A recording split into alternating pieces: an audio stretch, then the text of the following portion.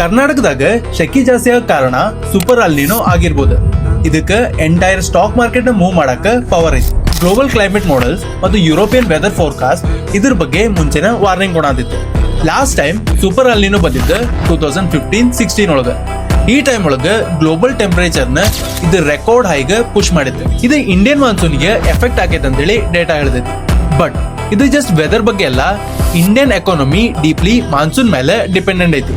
Agriculture to consumption, consumption to inflation. Monsoon weak ಆದ್ರೆ ಬೆಳೆ ಕಡಿಮೆ ಆಗ್ತೈತಿ, ಬೆಳೆ ಕಡಿಮೆ ಆದ್ರೆ ಫುಡ್ ಪ್ರೈಸಸ್ ಇನ್ಕ್ರೀಸ್ ಆಗ್ತಾವ. ಇದೇ ತರ ನಮ್ ಎಕಾನಮಿ ಒಳಗ ಬಹಳ ಚೈನ್ ರಿಯಾಕ್ಷನ್ಸ್ ಆಗ್ತಾವ.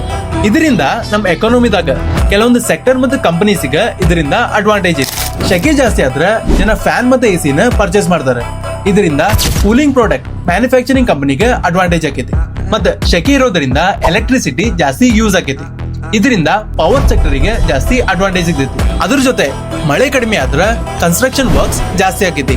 ಇದರಿಂದ ಕನ್ಸ್ಟ್ರಕ್ಷನ್ ಇಂಡಸ್ಟ್ರಿಗೆ ಅಡ್ವಾಂಟೇಜ್ ಆಗೈತಿ.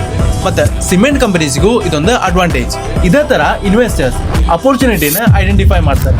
ಯಾಕಂದ್ರೆ ಮಾರ್ಕೆಟ್ ನ್ಯೂಸ್ ಇಂದ ಮೂವ್ ಆಗಲ್ಲ, ಎಕ್ಸ್ಪೆಕ್ಟೇಷನ್ ಇಂದ ಮೂವ್ ಆಕೈತಿ. ಈ ವಿಡಿಯೋನ ನಿಮ್ ಇನ್ವೆಸ್ಟರ್ ಫ್ರೆಂಡ್ ಗೆ ಶೇರ್ ಮಾಡಿ.